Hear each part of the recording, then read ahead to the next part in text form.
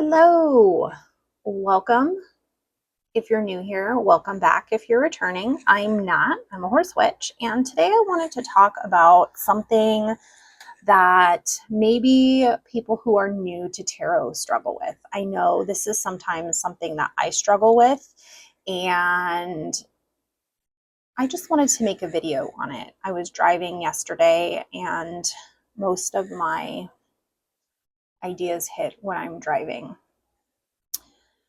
So I want to talk today about being stuck on certain cards, not understanding them or not understanding their context in a spread. Being stumped by tarot. And I think it happens quite a lot. I know that definitely during Lisa Pepez's deep dive into light seers, I've been stumped more than once. So I want to talk about the things that I kind of go through when I'm reading. So I want to lay some cards out and discuss, well, first of all, see if I can stump myself and how I would go about getting around that, basically. So let's get into it. So I'm going to be using the Discovering Beauty Tarot. I did a walkthrough on it on my channel last week, and I did an unboxing that you can see in my live section. I haven't worked with this deck a whole lot, so, and it is an intuitive deck, so if I find I'm not getting stumped with this one, I will pull a different deck that I haven't worked with, which should be easy. There's a ton that I haven't worked with. So for right now, let me do a 3-card spread and pull some cards for my week ahead. So what do I need to know about my week ahead?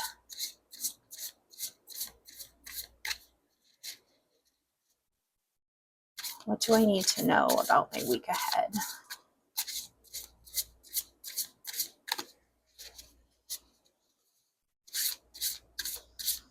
These cards shuffle beautifully, by the way.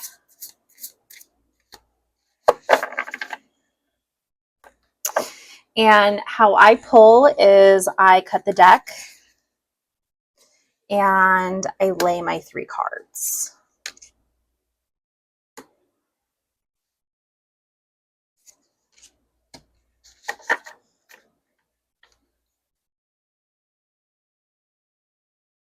All right, so I'm getting 6 of Cups, Temperance, and 6 of Fire. So right away when I see this, I know I see the 2 6s, and I see water on one side and fire on the other with Temperance in the middle. And tempering is something you do to metal to ensure its strength. So you temper it by putting it in an oven or a forge and then gradually cooling it or dousing it in water.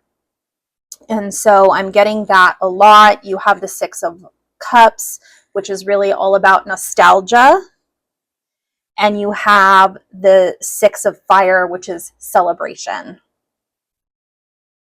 And then numerologically, is that even a word? You have the 2 6s that is flanked on either side of 14. So I'm actually reading this as a decent week. I'm going to have maybe some nostalgia at the beginning of the week. Maybe something is going to trigger a memory or something like that. And toward the end of the week is going to be cause for celebration, which it's a 3-day weekend. It's Labor Day weekend next weekend in the States. So I have a bit of a holiday with temperance in the middle. And maybe this temperance in the middle is stumping me. So maybe I pull out, well, I can pull out the book. So that's something I can do. Sixes, we're talking sixes on either side. So passion, exploration, childhood wisdom. And let's see.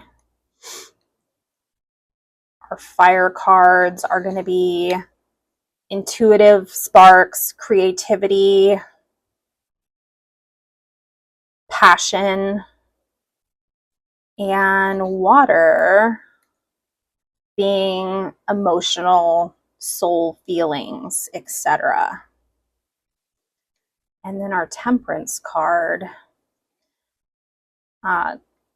Temperance is a practice of balancing in our lives, following the middle way. It speaks about mixing opposites to find a different point of view. So maybe I'm kind of down in the beginning of the week here. I'm nostalgic for something that has passed, and toward the end of the week, I'm going to have like a cause for celebration. It's going to be Friday before a 3-day weekend. And in the middle, I'm going to kind of ride that temperance of just buckling down and working kind of through my depression or sadness or discontent, nostalgia, missing something in my past. Now, if I was really stuck on this temperance card, you can look at the suits around it. You can look at the I cannot say this, the numerology basically of the two cards surrounding it. This is 14, so that would be 14. So it would be 1 plus 4, which is 5. And that's loss, healing, conflict, and change. I'm just using the little Discovering Beauty white book that comes with it. Another thing I could do, a lot of people don't like doing this, but some people do. Some people will pull cards. I can get my deck and go, okay, what do I need to know about this temperance card? What is this temperance card trying to tell me? And you can pull a clarifier, and there's nothing wrong with pulling a clarifier. Okay? I understand why some tarot readers don't like doing it. It can become a crutch. But I think I'm not doing a spread here. I'm just having a conversation with my cards. Pulling clarifiers is totally fine. So what is this temperance card trying to tell me?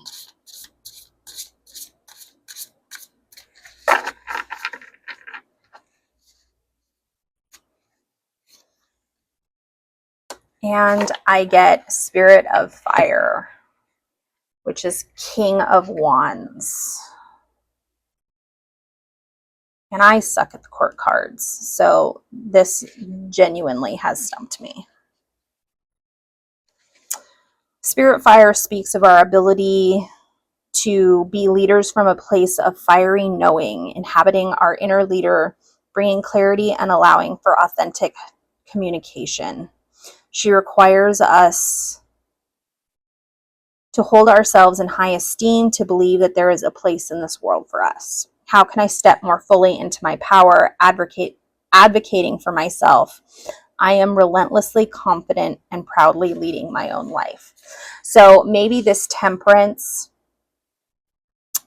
is about taking these two energies and learning from our nostalgia, and then this celebratory card here, and using that to step into our own power. And you can really see some color theory in here. You have these three very bright orange and yellow cards, and this very dark blue, black, and green one. So if I'm stumped with a reading, that's how I might work through it.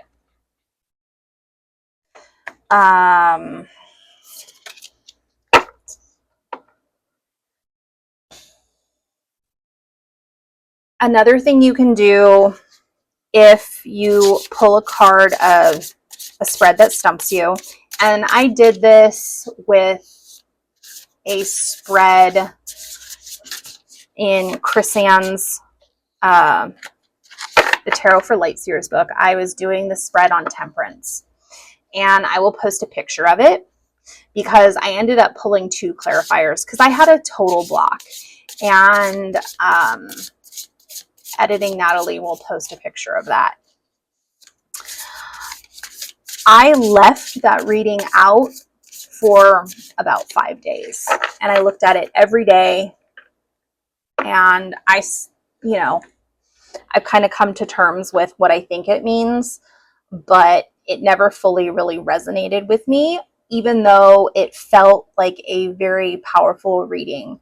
I had a total block on it, and whatever the cards were trying to tell me, I'm either not ready to hear yet, or I'm not emotionally prepared for it yet, whatever. I had a block on it, so something was preventing me from reading those cards as they were. What I didn't do is say, this doesn't make sense, throw them back in the deck and re-pull. Probably, in a month's time, I might look back on that and go, oh, right. Okay. I see what that card means. Or I might come back in 3 months and go, oh, this was some foreshadowing that I wasn't ready to see yet, or I wasn't ready to hear yet, or this is a part of my personality that I need to work on and I wasn't ready to address it yet. So it has meaning, but I wasn't ready to see it. And sometimes that happens. Sometimes you draw cards, especially for yourself, and you might go, I have no idea what this means. Document it. Document it. Even if you don't know what it means, take a picture of the cards, write it down, and come back to it later. And like I said, I left that spread out for a week, and finally I needed to use my table for something else. So I already had a picture. I put the cards away. But you can leave spreads out if you're able, or take pictures and look at them every day and go, okay, what? We'll do another make-believe spread. So just shuffle these cards a little bit.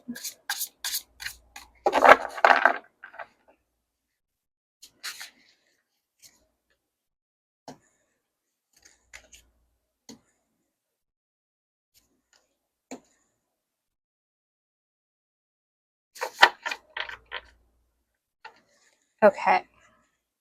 So this is definitely interesting. You have the 7 of Wands, the 7 of Earth, and the 3 of Air. So right away, I'm going to connect to these 2 sevens. And then again, you have more purple colors here. You have 2 kind of restful poses. And then you have this really commanding, active pose on this person right there. So for something like this, I would say there's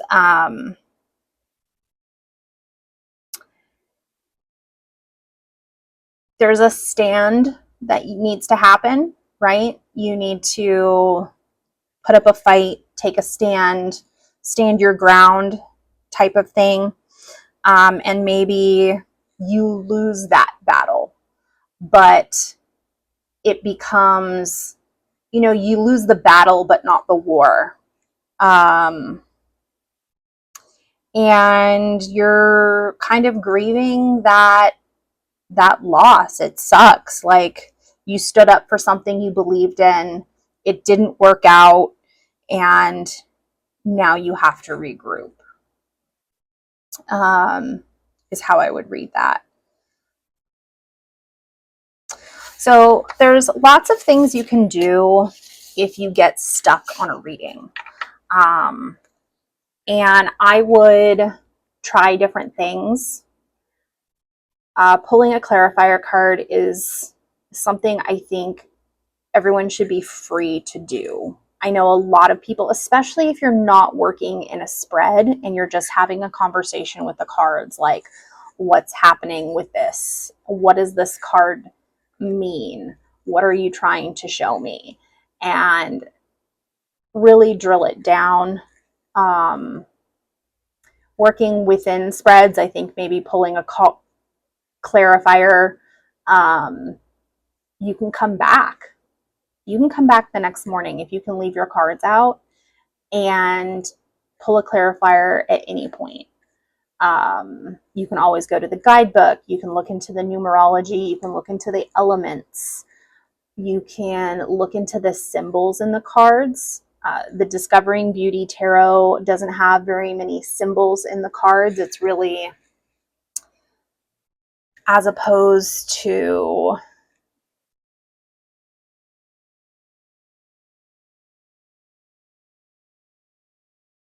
I'm trying to think. Something like the Everyday Witch Tarot that has secondary characters sometimes in the cards, as the black cat or other symbolism like the Hierophant,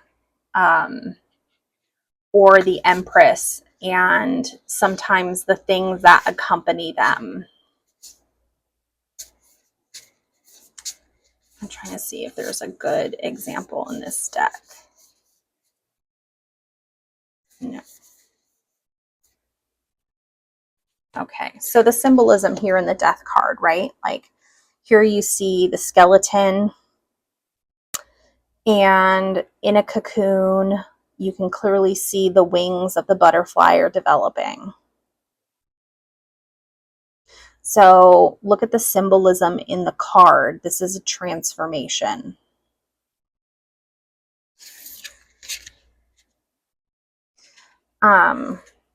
Anyway, this video is not nearly as coherent as it was in my head as I was driving 70 down the freeway. But there are things you can do when you're stuck with the tarot to help get you unstuck. And sometimes, if you're really stuck, you're just not meant to read that message, and you have a mental block or an intuitive block or anything like that. And then you should maybe back off and see why you have that block. So anyway, I hope you enjoyed this waffling video as I tried to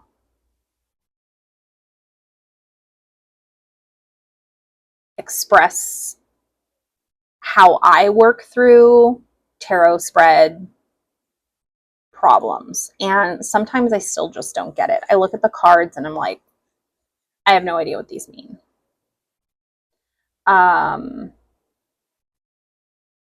that's from an intuitive standpoint. Intellectually, I know this card is about this thing and that card is about that thing. I'm just struggling to put them together in the context of the reading and of the question I ask the cards. So you can pull clarifiers, you can pull in other aspects, such as astrology, numerology, color theory, symbolism, and all of those things to help you read the cards better. And you can always pull a clarifier. I know a lot of people don't like relying on clarifiers, and I think if you're pulling clarifiers for every reading, you're probably relying on them too much, especially if you're working within the parameters of a spread. But I don't think, I know there are some readers out there that are like, oh, never pull a clarifier. Well, good for you. Some of us are merely human. So that's how I kind of process and work through tarot problems. I would love to hear in the comments what you do when you're stuck. Do you scrap the reading? Do you re-pull? Do you pull clarifiers? Do you look at other aspects of the cards? What do you do when you're stuck on a reading? And is your process different when you're reading for yourself versus if you're reading for someone else? So if I were reading for someone else, I might pull a clarifier because I don't have the luxury of leaving the cards out and coming back to them later. I don't have the luxury of maybe looking up the meanings of the different symbols or numerology or astrology in the cards right at that moment. I should hope you at least have a guidebook, if not the guidebook that comes with the deck. And if you're able to reference that, that's good.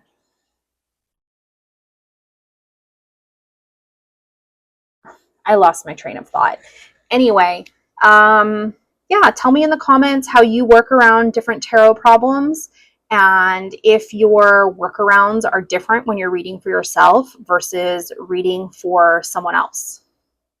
All right, thank you everyone for watching. Please hit the like button and the subscribe button if you so wish. And like I said, tell me what you do in the comments. Bye.